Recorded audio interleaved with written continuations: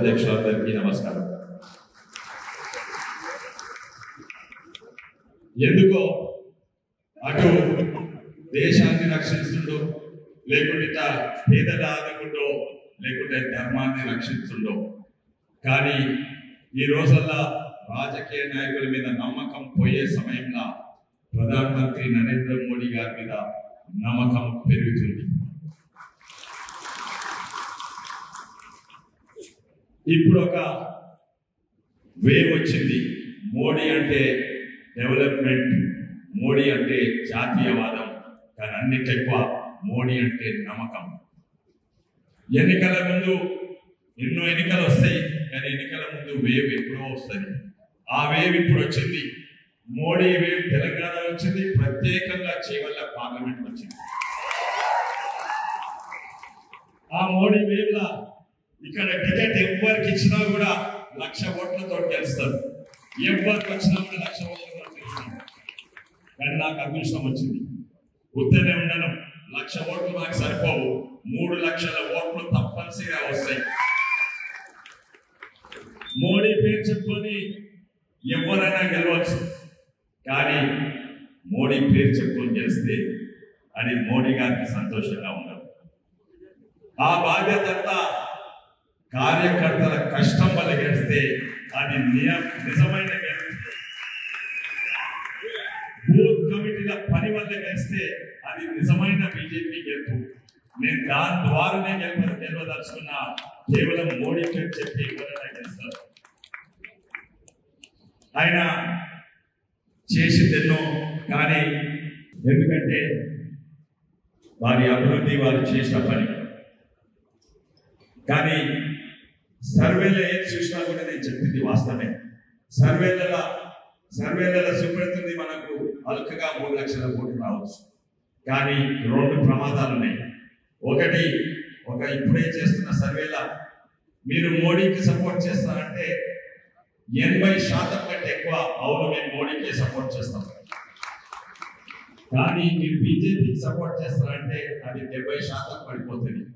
కానీ మీరు కమలం పువ్వుకు సపోర్ట్ చేస్తారంటే అది 60%. అడిగిన ప్రశ్న ఒకటే, కమలం పువ్వు, బీజేపీ, మోడీ ఒకటే, కానీ 20% ఫరక్ ఉన్నది. అది మీ బాధ్యత. ఈ 3 ఒకటే అని చెప్పేది మీ బాధ్యత. అది తప్పనిసరిగా ఇంటికి పోయి మీరు మాట్లాడినప్పుడు అది చెప్పాలి. ఇంకోటి ఏంటంటే సర్వేలలో మనం ఎక్కడో ఉన్నాం. కాంగ్రెస్ అభ్యర్థి కంటే, కాంగ్రెస్ పార్టీ కంటే మన కమలంపు 4-5 ఇంతలు ఎక్కువ ఉన్నాయి. రెండోది ఎవరంటే, మన తర్వాత ఎవరంటే కాంగ్రెస్ కాదు, బీజేపీ కాదు, ఇంకా నిర్ణయం తీసుకున్న వాళ్ళు రెండో స్థాయి. ఇప్పుడు ఓటింగ్ వాళ్ళు వేస్తే ఇంకా నిర్ణయం తీసుకునే ఒక క్యాండిడేట్ అంటే మన తర్వాత సెకండ్ వచ్చిందని కదా క్యాండిడేట్ కాదు మనం. అది దాని మీద పనిచేయాలి. కాంగ్రెస్ ఎక్కడో పోయింది. ఆ ఇంకా నిర్ణయం చేసుకొని ఓటర్స్ల మీద మీ బాధ్యత తీసుకొని పనిచేయాలి. 500 సర్పంచ్లు ఉండాలి, 5,000 వార్డు మెంబర్లు ఉండాలి, కనీసము 7-8 మున్సిపల్ చైర్మన్ ఇక్కడ ఉండాలి.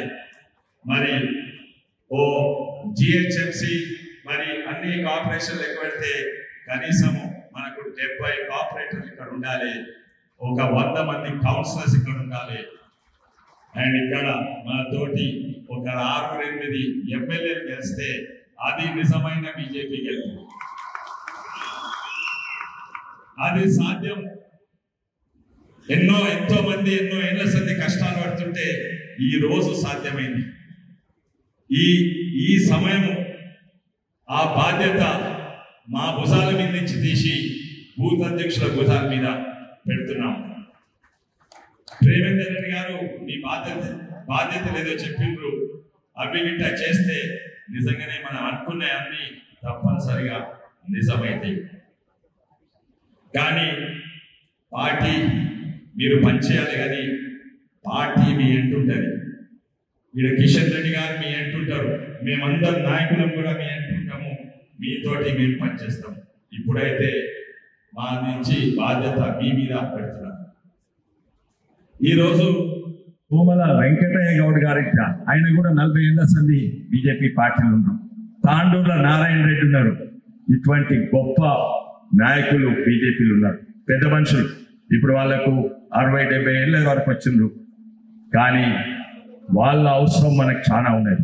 ఎందుకంటే బూత్లో అందరూ యువకులు ఉంటారు. 3 ఏళ్ల కింద జాయిన్ అయిన వాళ్ళు, ఈ ఏడాది జాయిన్ అయిన వాళ్ళు, 10 ఏళ్ల కింద జాయిన్ అయిన వాళ్ళు యువకులు ఉత్సాహంగా ఉన్నారు. కానీ ఈ పెద్దల గైడెన్స్ మనకు చాలా అవసరం. ఏ పార్టీలు ఉండరు, 40 ఏళ్ల సంధి ఒక్కసారి కూడా మనం అధికారం లేదు, కానీ 40 ఏళ్ల సంధి జెండా పట్టుకొని ఉన్నారు. వాళ్ళ అవసరము మనకి ఎలక్షన్స్ చాలా ఉన్నది. ఈసారి ఎన్నికలకు పోయేది పార్లమెంట్ ఎలక్షన్స్ అని అందరికీ కూడా తెలుసు, గ్రామ ప్రజలకు తెలుసు. మనం అనుకున్నాం ఏంటంటే బీజేపీ పార్టీ పట్టణంలో బలంగా ఉన్నది, కానీ గ్రామీణ ప్రాంతాల్లో అంతా బలంగా లేదు. కానీ చూడండి, ఇప్పుడు నేను అనుకుంటా గ్రామీణ ప్రాంతంలోనే బలంగా ఉన్నది. ప్రతి గ్రామంలో ఆశీర్వాదం ఇచ్చి నీ వెళ్ళిపో బిడ్డ, మళ్ళీ గెలిచినాక రాని. ఇప్పుడు కూడా ఈ మీటింగ్ తర్వాత తప్పనిసరిగా గెలిచి ఇక్కడనే మనం మీటింగ్ పెడదాము. పెట్టి ఆ 500 సర్పంచ్ ఎట్లా చేస్తామని మాట్లాడుకున్నాము, 6 ఎమ్మెల్యేలు ఎట్లా చేస్తాము, 70 కార్పొరేటర్లు ఎట్లా చేస్తాము, అవి మాట్లాడుకుంటాం. గెలిచి తీరుతాము, గెలిచి మళ్ళీ ఇక్కడనే మీటింగ్ పెడతాము. నేను ప్రజా ఆశీర్వాద యాత్ర వచ్చింది, అక్కడ ఓట్ల అడుగుతుంది పోతలేదు. ఎందుకంటే ఈ గ్రామాలలో నిర్ణయం తీసుకుండ్రు, 60% 70% మళ్ళీ ఓట్లు అడగకండి, మేమే చెప్తాము ఓటు ఏమని, పువ్వు గుర్తుకు మోడీకి ఓటు ఏమని. అక్కడ కార్యకర్తలు ఎంతో మంది కలిసిండ్రు. జాయినింగ్లు, నేను జాయినింగ్ ప్రోగ్రామ్ కాదు అయినా కూడా ఇప్పటి వరకు 3000 మంది జాయిన్ అయినారు.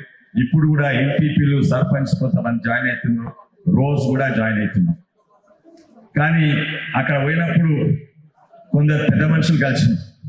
బీజేపీ పార్టీలో 40 ఏళ్ల సంఘ్ ఉన్నారు, జన్ సంఘ్ ఉంటుంది, పార్టీకి పనిచేస్తున్నారు.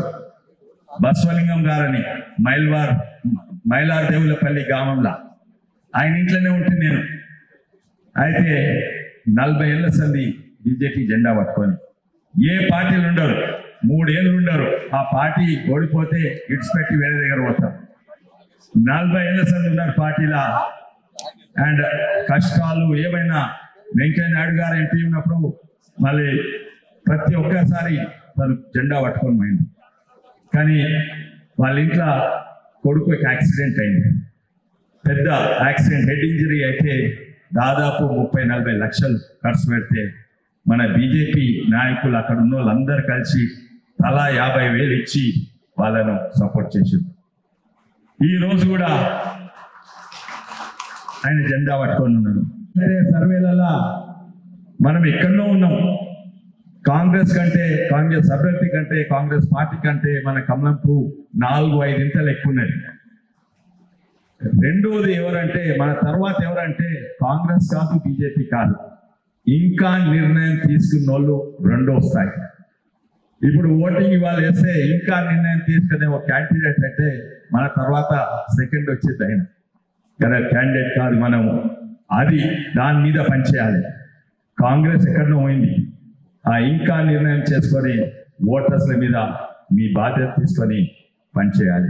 మనం గర్వంగా చెప్పుకుంటుండొచ్చు మోడీకి ఓటేయమని, కానీ మీరు గమనించండి, మీరే అడగండి, ఎవ్వరు కూడా కాంగ్రెస్ నాయకులైనా కార్యకర్తలైనా ఎవరు కూడా మా రాహుల్ బాబాకు ఓటేయని అడుగుతలేరు. అడిగితే ఏమవుతుంది, ఉన్న ఓట్లు పోతాయి, డిపాజిట్లు పోతాయి. వాళ్ళ 2 స్ట్రాటజీస్, ఒకటేమో అసాధ్యమైన పథకాలు అనౌన్స్ చేయాలి, ఓట్లు అడగాలి, ఇంకోటేమో మన మీద బురద చల్లడం. ఈ 2 తప్ప మీరు గమనించండి, వాళ్ళ ఎలక్షన్ స్ట్రాటజీ ఈ 2 మీదే ఆధారపడి ఉన్నది. మనది జాతీయవాదం మీద, మన డెవలప్మెంట్ మీద ఆధారపడి ఉన్నది. వాళ్ళు ఇంతవరకు న్యూస్ పేపర్లో కూడా వాళ్ళ క్యాండిడేట్ రాహుల్ గాంధీ అని చెప్పలేదు. ఆ క్యాండిడేట్ ఇడిసిపోయి పారిపోయిండు, ఆయన నియోజకవర్గం ఇడిసిపోయి ఎక్కడో కేరళకు పారిపోయిండు. అప్పుడు అటువంటప్పుడు వాళ్ళ మీద కూడా ఎవరికి నమ్మకం లేదు. ఇంకా ఇక్కడ ఉన్న అభ్యర్థి చెప్పాలంటే వాళ్ళ PCCA మన బీజేపీ పార్టీ చుట్టూ 3 నెలలు తిరిగిండు. 3 నెలలు తిరిగి మీ పార్టీని జాయిన్ అవుతా అని. ఎవడన్నా హనుమంతుని గుడి కూలగొట్టనని ఇక్కడ రానిచ్చి జై శ్రీరామ్ అననిస్తామా? స్పందన దొరకలేదు. అందుకే దిక్కు లేకుండా వాళ్ళ PCCA అన్నాడు, ఆడు తాడో బొంగురమో అని అన్నాడు. ఇప్పుడు ఆ తాడో బొంగురంలో తీసుకొని మనకు అగెన్స్ట్ అభ్యర్థి అయింది. ఆయన ఆధారపడేది స్కామ్ల మీద, పైసల మీద, అదే ఆధారపడుతారు. మనం ప్రజల దగ్గర పోతుంటే ఆయన లీడర్ల దగ్గర పోతున్నారు.